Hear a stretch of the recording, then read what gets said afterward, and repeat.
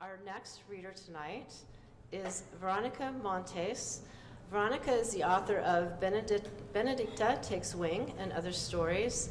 It was published by Philippine American Literary House in January 2018. We do have copies of this on hand as well. Her fiction has appeared in many literary journals and anthologies, including Smoke Blonde Quarterly, Bamboo Ridge, Prism International, Contemporary Fiction by Filipinos in America, and elsewhere. Her reading venues and classroom visits include the Library of Congress, Asian Division, Asia Pacific Museum, San Francisco Main Library, Kepler's Books, and other places. She's the managing fiction editor at dacuna.global, and you can connect with her at veronicamontes.com. Welcome, Veronica.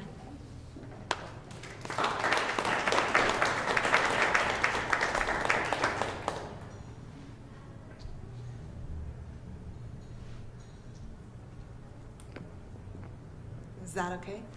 Yeah. I will. So my father was a dialysis patient the last few years of his life, so my heart is kind of up in my throat right now. So sorry. But, oh God. Okay, it's a very prevalent kidney disease in the Filipino community. So. Okay, but I'm going to read to you the title story of my collection, from my collection, Benedicta Takes Wing. Benedicta Angeles was born into a family of great and indisputable female beauty. While still in her crib, it became clear that she would bear the distinction of being the first known exception to the rule. Everything about her was too far apart. The expanse between her eyes, the tremendous width of her nose, the generous spread of her mouth. She grew into a quick and bright child, but only her older brother, Romy, seemed to realize it. The others, her parents, her cadre of cousins, her aunties and uncles, her Lolo and Lola on both sides, looked away from her too quickly to notice. It was as if they'd caught her at something embarrassing, as if she'd yawned wide enough to expose her tonsils or unearthed a booger the size of a marble. At age 11, what bothered her most was not this inexplicable homeliness, but the way in which it contrasted with her name. Benedicta, from the Latin, meaning blessed, and Angeles, from the Spanish, meaning angel. Oh my God, Benedicta thought as she fell asleep each night, what a joke, what a joke. Sometimes she said it out loud, and Romy, in his bed across the hall, nodded. It was a typical Saturday night with their parents elsewhere. The Angeles cousins had broken into factions at their Lolo and Lola's home, a 1950s-era box perpetually shrouded in fog. Despite the commotion and laughter, Benedicta was bored. Bored with jacks and gin rummy and Monopoly and the Love Boat. Bored with gossip and obscure family lore. She sighed deeply and extricated herself to sit cross-legged on the floor in front of the picture window. Her move caused only passing concern. She had always occupied an odd, disquieting space within the clan hierarchy. One or two of the older kids flared their nostrils in temporary disapproval, but they left her in peace. Benedicta peeked through the Venetian blinds and waited for something, for anything. Then, as if her lethargy had conjured him into being, a man emerged slowly from the fog. He was small, round, brown, older than her father, but younger than her Lolo.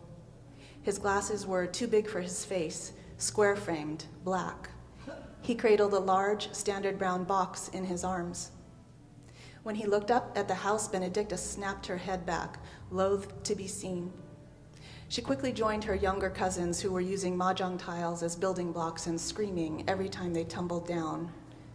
Though she knew the man was walking up the stairs and that the doorbell would ring at any moment, she jumped at the sound of it. Years later, long after their Lolo and Lola had died, no one would be able to recall the details of who he was. Oftentimes, these visitors were the second cousin of Lolo's illegitimate half-brother, or the acquaintance of an acquaintance who had worked with Lola's sister at the Philippine long-distance telephone company in Manila before the war. There had been several schoolmates of this or that aunt, and once the niece of the piano teacher who was bayoneted by the Japanese in that terrible spring of 1944. They took up abode in the extra bedroom and stayed sometimes days, sometimes weeks or months. They were fed and helped in ways that no one mentioned, and then went on to live their lives. They returned periodically to pay their respects, towing children they had named after Lolo and Lola. But this man, this short, round, brown man, was not that type of visitor.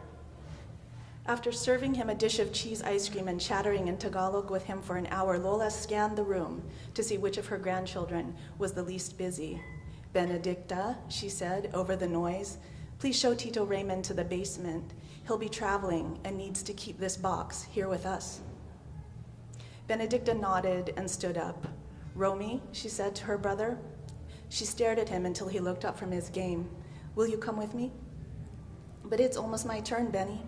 He grinned and pointed to the Monopoly money neatly stacked in front of him. Benedicta pressed her lips together and glared at her brother, but then skittered over to his chair where she forgave him with a gentle bump of her hip. She softened quickly whenever he called her Benny, and he knew it. Benedicta turned back to her task. "I'm sorry, Tito," she said. "Is your box heavy?" "Not at all," he answered. She led Tito Raymond down the basement stairs, cautioning him as they approached the bottom. They walked 50 paces in companionable silence until they arrived at the storage room. Benedicta pulled the sliding door open and stepped aside, releasing the musty odor of things long hidden. "Uh-oh," Tito Raymond laughed. "I can't see." He playfully held the box in front of his eyes, using it to nudge Benedicta this way and that, until they both stood in the small room. He placed the box on the floor. Benedicta reached up and pulled the chain to turn on the light. He smiled and pulled it again to shut it off. "What is your name again, hija?" "Benedicta." "You are so beautiful. You are the most beautiful little girl I have ever seen." "I am?" "You are." "Oh, me?" "Yes." He reached out and pulled her close. She stood still, arms at her side.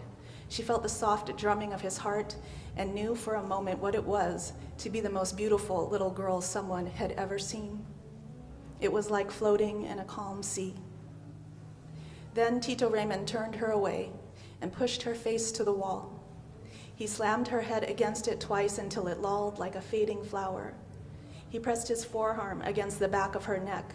Then her pants were somehow off, then his free hand was everywhere, his fingers inside her, shoving and ripping over and over again.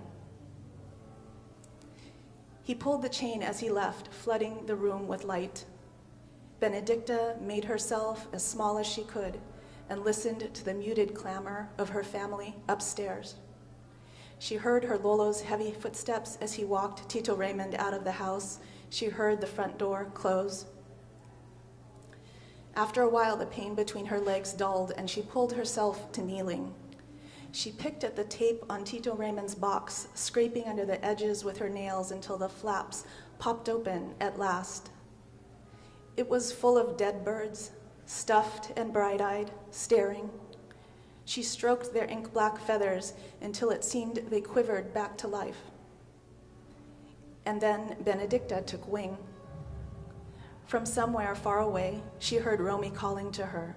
"Benny," he said. "Benedicta, are you there?" Thank you.